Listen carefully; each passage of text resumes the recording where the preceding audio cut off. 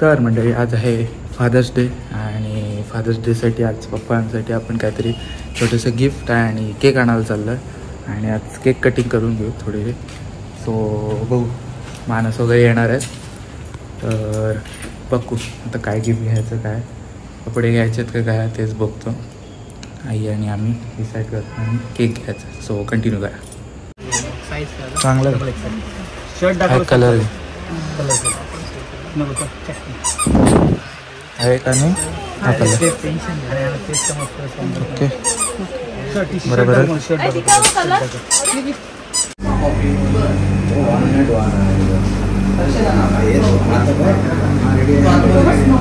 मंडळी बघतात ते केक घेत आहे पप्पांच्या फादर्स डेसाठी.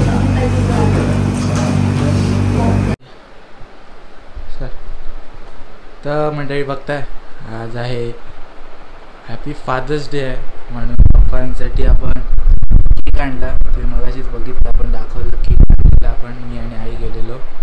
आणि आता इथे आई आहे, इथे मानस पण आहे. इथे आता केक कापायचं आहे आपल्याला.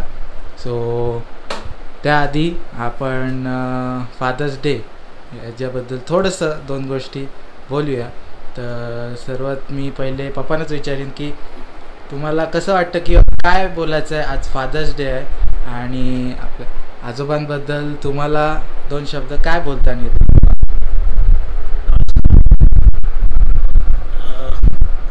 माझ्या वडिलांना मी दादा हाक मारायचो, आई आणि दादा. माझी आई नर्स होती आणि माझे वडील शाळेवर होते कोहेसला. वडिलांचे आणि आईचे संस्कार खूप छान होते, खूपच छान होते संस्कार. म्हणजे माझ्या आईवडिलांनी खूप लोकसेवा केली आणि त्यांचाच वासा घेऊन आम्ही पुढे जातो आहे. त्यांच्या केलेल्या कार्याला, कुठे चांगल्या कार्याला कुठे गालबोट लागणार नाही याची आम्ही नेहमी काळजी घेतो. मी काय, मंदार काय, आमची पूर्ण फॅमिली. आईवडिलांनी जे संस्कार दिले त्याच्यामुळेच आज आम्ही इथे टिकून आहोत. सगळ्यात महत्त्वाची गोष्ट, सद्गुरू कृपेने मला त्यांच्या पोटी जन्म झाला हे मी माझं भाग्य समजतो. माझे वडील आज हयात नाही आहेत, आई नाही आहे. मी 15 वर्षाचा असताना वडील गेले आणि 24 वर्षाचा असताना आई गेली. वडिलांचे संस्कार असे होते ना, नेकी कर और दर्या में डाल. सगळ्यांचं चांगलं कर.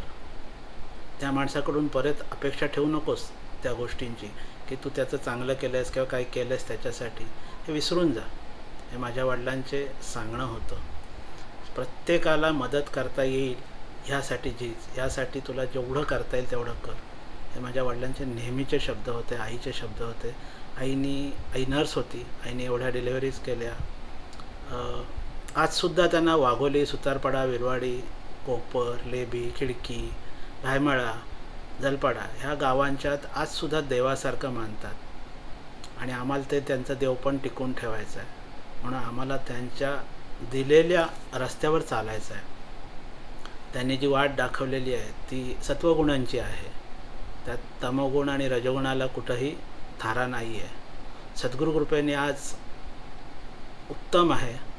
सद्गुरू कृपा आहे, समर्थांची कृपा आहे. डॉक्टर नानासाहेब धर्माधिकारी, डॉक्टर अप्पासाहेब धर्माधिकारी यांच्या कृपेने, आज सद्गुरू कृपेने मी आज आहे जो तो त्यांच्यामुळे आहे. आईवडिलांच्या आशीर्वादाने आहे. सद्गुरू कृपेनेच आमचं सर्व घर उभं आहे. निखिल, जर तुझ्या आजोबा आजी आज असते ना तर खरंच खूप छान संस्कार, आमच्यापेक्षा खूप जास्ती चांगले संस्कार तुला मिळाले असते. मानसला चांगले संस्कार मिळाले असते, नुपूरला चांगले संस्कार मिळाले असते. त्यांचे संस्कार देण्याची पद्धत पण खूप वेगळी होती. एवढं समजावून पोलाइटली सांगायचे ना की आपण कधी विचार पण करू शकत नव्हतो की हे आपल्याला समजावून सांगतात ते आपल्याला भविष्यात फ्युचरमध्ये आपल्याला खूप उपयोगाला येणार आहे. तेव्हा ते कळत नव्हतं, अज्ञानी होतो. पण अज्ञान समर्थाने काढलाच. अज्ञान मूलहरण हे समर्थांचं ब्रीदवाक्य आहे. ते सद्गुरूंनी बरोबर अज्ञान काढला आणि ज्ञानाचा प्रवास दाखवला, दिवा दाखवला. त्याच्यामुळे वडील काय, आई काय हे सगळं कळायला लागलं. त्यांनी दिलेले संस्कार हे सगळं कळायला लागलं. वाघोलीत असताना वडील वारले तो एक खूप वाईट दिवस होता माझ्या आयुष्यातला. माझ्या वडिलांवर आणि आईवर प्रचंड प्रेम होतं, खूप जास्ती प्रेम होतं. मी आजसुद्धा कुठला इमोशनल टी व्हीला एक्सपायर कोणाचे वडील होत आहेत तर टी व्हीचा एखादा सीन मी बघू शकत नाही. हे मी त्या बाबतीत थोडा इमोशनल आहे आणि मी त्याप्रमाणे इमोशनल होतो. ज्या दिवशी माझे वडील वारले त्या दिवशी मी नेमका वाघोलीत नव्हतो, मी आपल्या नवीनगरच्या घरी होतो. बाळा काका म्हणजे नंदकुमार पाटील विरवाडी आणि राजनगिरी हे मला न्यायला आले आणि त्यांनी सांगितलं की या वडिलांची तब्येत जास्ती आली, तुला न्यायला आलो आहे, त्यांना मुंबईला हलवायचं आहे. आणि ते मला गाडीवर घेऊन दोघंजणं वाघोलीत आले. रात्रीचे 12-12:30 वाजले होते आणि अख्खा गाव तिथे जमा झालेला होता. तेव्हाच माझ्या मनात शंकेची पाल चुकचुकली की काहीतरी वेगळं घडलं आहे. आतमध्ये गेलो, घरात दादा गेले होते, दादा नव्हते या जगात, ते पाहावलं नाही. तो आयुष्यातला माझ्या सगळ्यात वाईट दिवस होता, तो आणि माझी आई गेली तो.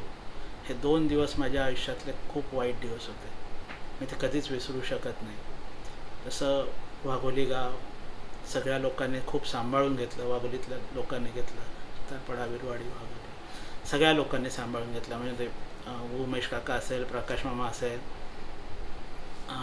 बाळा काका किंवा राजनगिरी काका किंवा बाबू वगैरे ही जी मंडळी आहेत या सगळ्यांनी खूप सांभाळून घेतलं. वाघोली, विरवाडी, सुतारपड्यातल्या लोकांनी आम्हाला आणि खूप म्हणजे सांभाळून घेऊन आम्हाला अगदी फुलासारखं सगळ्या लोकांनी ठेवलं होतं तिथे. पण वडील गेल्यानंतर आईची ट्रान्सफर झाली आणि आम्ही तिथून धोकोड्याला गेलो.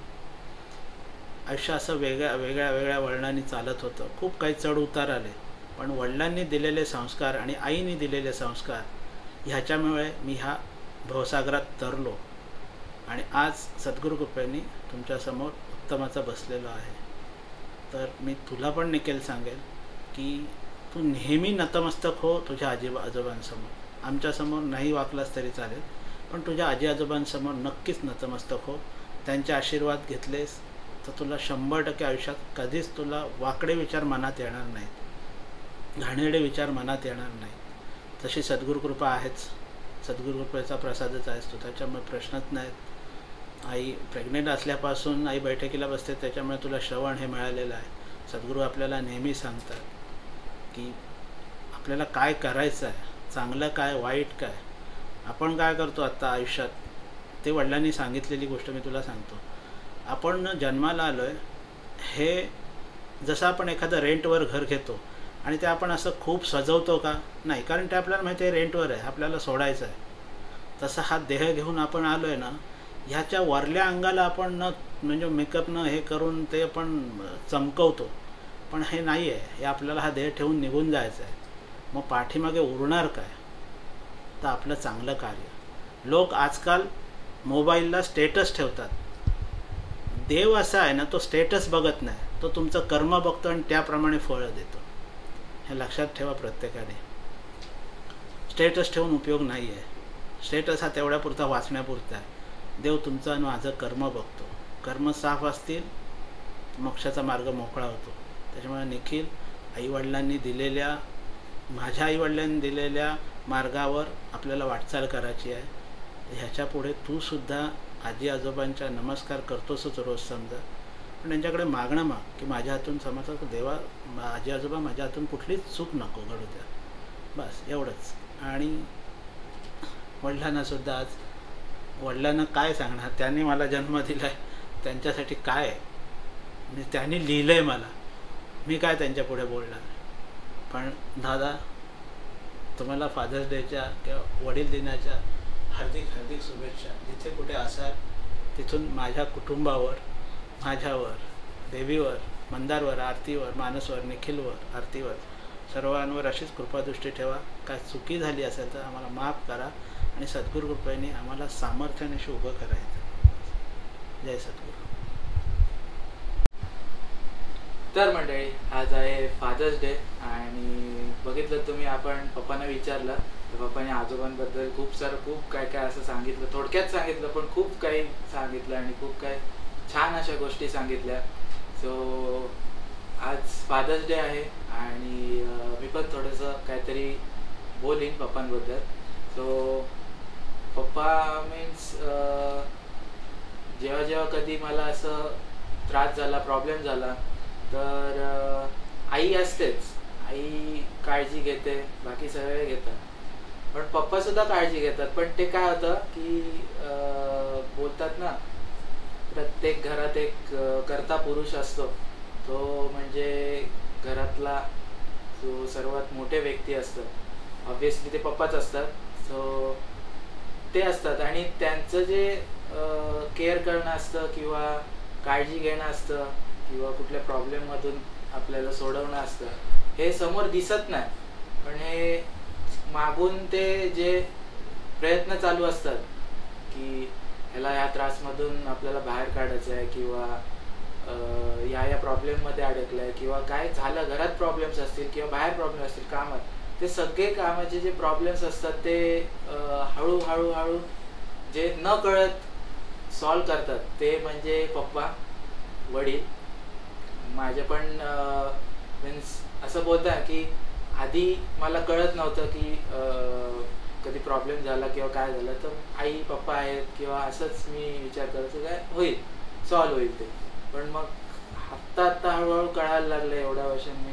असं जसं जसं मोठा होत गेलो, जसं जसं माझा एज होत गेलं, जसं जसं म्हणजे कळायला लागलं मला की म्हणजे मॅच्युरिटी बोलतो आपण की यायला लागली की कसं असतं रिअल वर्ल्ड किंवा काही गोष्टी असतात ज्या आपल्या घरातच काही प्रॉब्लेम असतात. आपल्याला वाटतं की आपल्याला काय प्रॉब्लेम नसतो किंवा त्यांच्या आयुष्यात काय प्रॉब्लेम नसतो, असं नसतं. त्यांच्या पण आयुष्यात प्रॉब्लेम असतो, पण ते आपल्यापेक्षा पण जास्ती असतं आणि ते दिसून येत नाही. म्हणून मी पण असंच बोलतो की पहिले मला कळायचं नाही की काही काढवायची गोष्टी किंवा काय व्हायचं, तर असं वाटायचं का असं करतात ते करतं. पण जसं जसं आता एज वाढते, जसं जसं मॅच्युरिटी, जसं जसं अक्कल आली, तेव्हापासून मला कळायला लागलं की हां काहीतरी रिझन्स होते म्हणून ते तसे बोलायचे, काहीतरी रिझन्स होते म्हणून ते तसे वागायचे, काहीतरी रिझन्स होते म्हणून ते तसे आपल्याला वागणूक द्यायचे. सो म्हणून मग आता जसं कळायला लागलं ना, तर मग असं वाटतं की नाही बाबा काहीतरी आहे. मला पण काय प्रॉब्लेम झाले, त्रास झाला, तर मला त्याच्यातून बाहेर काढणं किंवा मला कुठल्याही गोष्टीत प्रॉब्लेम असेल म्हणजे तो असं म्हणजे अभ्यासाबाबतीत असू दे, कॉलेज बाबतीत असू दे, कामाबद्दल असू दे किंवा असंही नॉर्मली कसला असू दे, तो मला त्याच्यातून ते बाहेर काढत. पण असं नाही की ओरडून सांगणं वगैरे हे असं जास्ती नाही. कधी कधी ओरडतात किंवा मीन्स वाटतं त्यांना की बाबा ओरडल्याशिवाय आता ते त्याला समजणार नाही किंवा त्याला कळणार नाही, म्हणून मग ते ओरड असते, सगळं करायचे. पण मग आता जसं कळायला लागलं मला, सो हळूहळू मी ते ट्राय करतोय की बाबा तसंच मी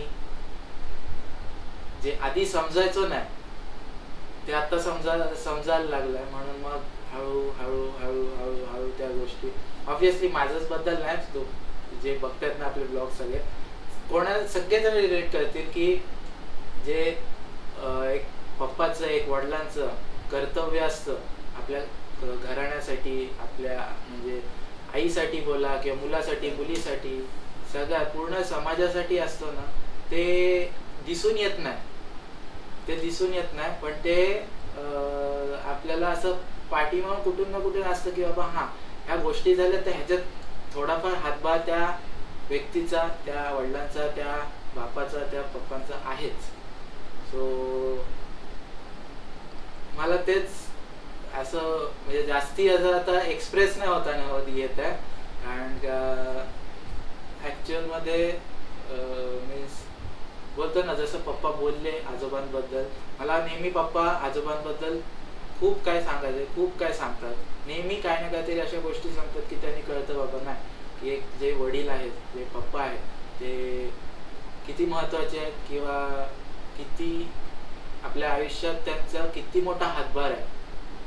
आता मी मुलगा आहे, पण कोण मुलगी असेल किंवा पत्नी असेल, आई असेल, तर तिच्या पण आयुष्यात, त्यांच्या आयुष्यात जे हातभार लागतो त्यातला सर्वात मोठा हातभार मीन्स वडिलांचा असतो.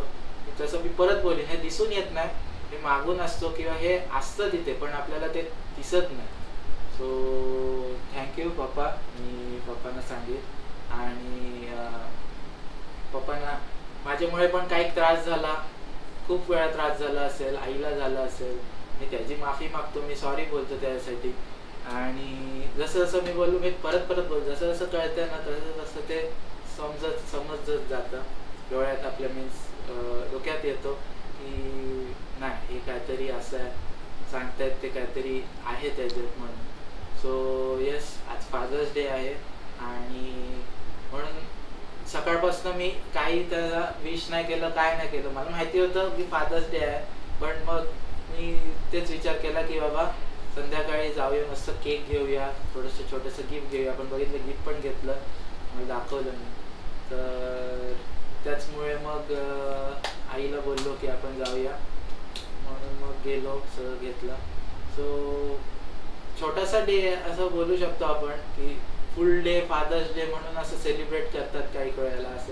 असं काही वेळा होत पण नाही, एक 10-15 मिनटं सेलिब्रेट करतात, पण त्या फादर्स डेचं जे महत्त्व असतं ते आयुष्यभरासाठी असतं आणि ते त्याच दिवसापुरती नसतं. जसंच मी मदर्स डेला पण बोललो आईला की पूर्ण जे अख्खं जे मदर्स डेचा दिवस असतो तोच फक्त नसतो महत्त्वाचा, पूर्ण आयुष्यभर तीच आई असते, तसेच बाबा असतं.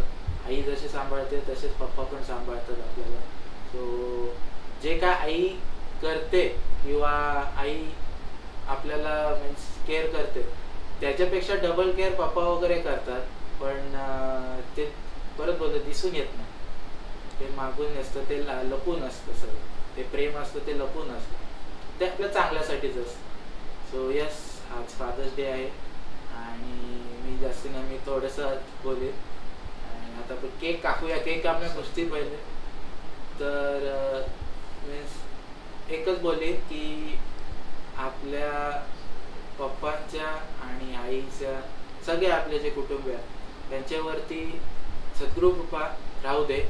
आणि मी स्मरण करतो सद्गुरूला की माझ्या फॅमिलीवरती, माझ्या जवळ जे व्यक्ती आहेत सगळ्यांना, सगळ्या माझा परिवार आहे, सगळेजण माझ्या जवळचे जे कुटुंब आहे त्यांना सर्वांना सुख लागो. आणि सगळे जे बघतायत पप्पा लोक, वडील लोक, त्यांना सर्वांना माझ्याकडून हॅपी फादर्स डे. आणि तुमचं जे कर्तव्य आहे ते खूप मोठं आहे, सांगता नाही येणार नाही, पण थँक्यू त्यासाठी. जसं पप्पांना आता बोललो थँक्यू, तसंच तुम्हाला सगळ्यांना थँक्यू बोलतो. सो येस, मी एवढंच बोलतो आता.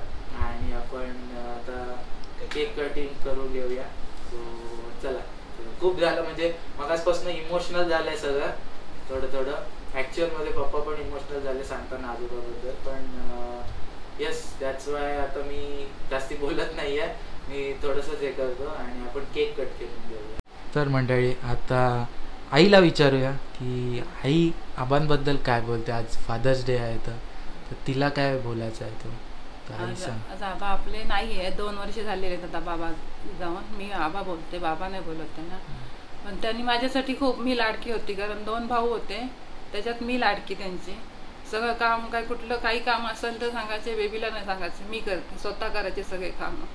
काही गेले, आता पण घरी गेली आपण तर ते सांगणार बेबी तू जेवण कर, कारण आईला सांगायचे नाही, तिला नको, मी करेन जेवण.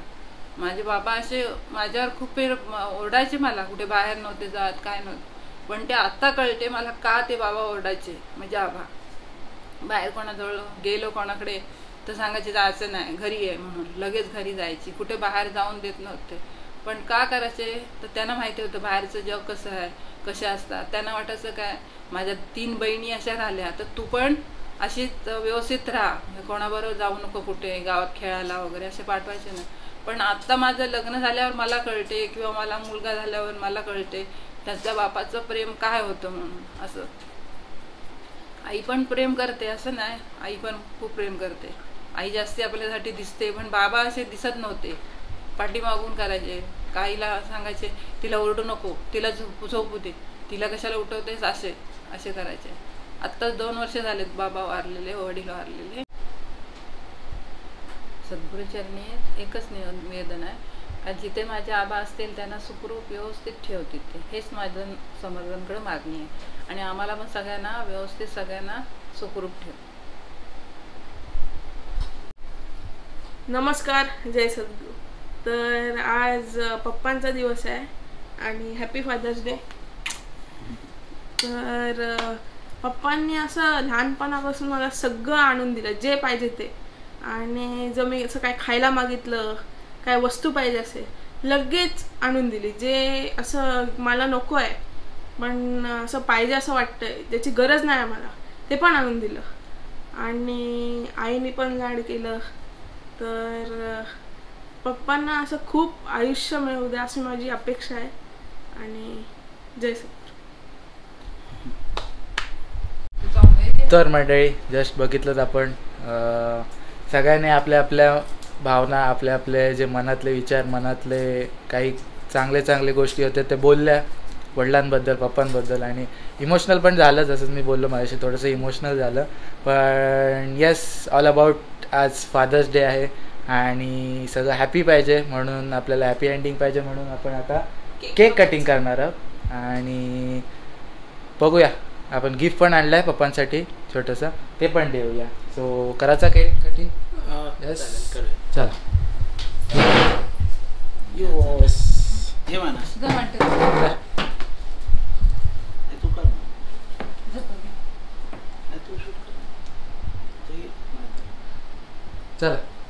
So happy father's day to you, happy father's day to you. Happy बर्थडेच्या टोनमध्ये happy father's day to you. अजून काय? हां यस, हां का स्वीट डिश म्हणून. यस. सो बघताय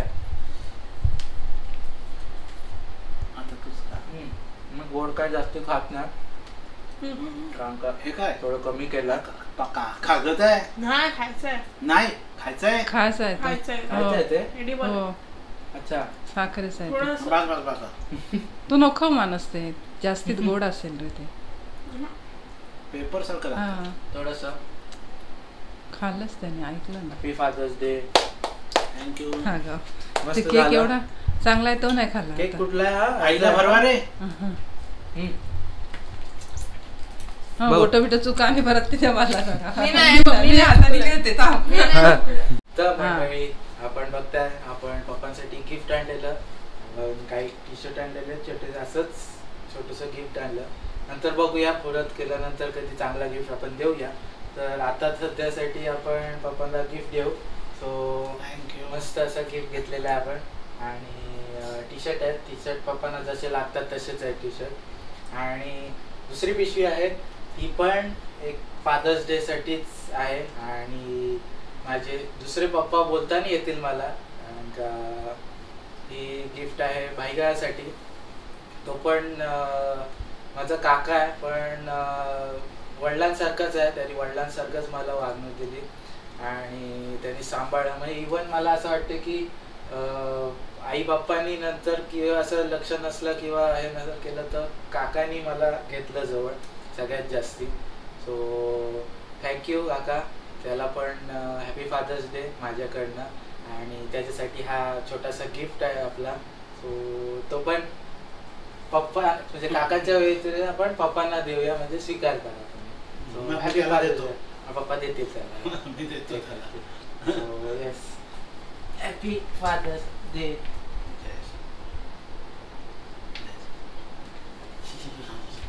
सो येस. बरं ओके, चल कर. लावणार होतो. सो वाचलं. तर मंडळी, आपण मस्त सेलिब्रेट केला आजचा father's day. Happy father's day सगळ्यांना. मी पुन्हा एकदा सगळ्यांना हॅपी फादर्स डे. केक पण मस्त होता. केक कुठला फ्लेवर होता? थंडाई. हां, थंडाई केक. नाही मस्त केक, म्हणून तो बघितलं थंडाई होतं आपलं. सो मस्त वाटलं आजचा डे आपण स्पेंड केला, सेलिब्रेट केला. सो हा ब्लॉग आता इथेच एंड करतो आम्ही आणि भेटूया आपण पुढल्या ब्लॉगमध्ये. Till then take care, bye. आणि चॅनलवर नवीन असाल तर सबस्क्राईब करा आणि त्याचबरोबर बेल नोटिफिकेशन दाबायला विसरू नका. जेव्हा पण मी व्हिडिओज नवीन अपलोड करीन तेव्हा ते तुम्हाला मिळून जातील नोटिफिकेशनमध्ये. आणि आपले लागोपाठच व्हिडिओज आलेले आहेत. सो ॲक्च्युली फादर्स डे आज आहे, पण हा व्हिडिओ कधी पडेल आय डोंट नो, कारण काय ह्याच्या आधी खूप सारे व्लॉग्स आहेत ते पेंडिंग आहेत आणि ते पहिले येतील मग हे व्लॉग येईल. सो हा व्लॉग तुम्ही आय गेस कधी बघताय मला पण आता सांगू नाही शकत, पण होपफुली तुम्हाला व्हिडिओज असतील त्या सगळ्या माझ्या आवडल्या असतील. So yes, thank you for watching this vlog आणि भेटूया आपण पुढल्या व्लॉगमध्ये. Till then take care and bye.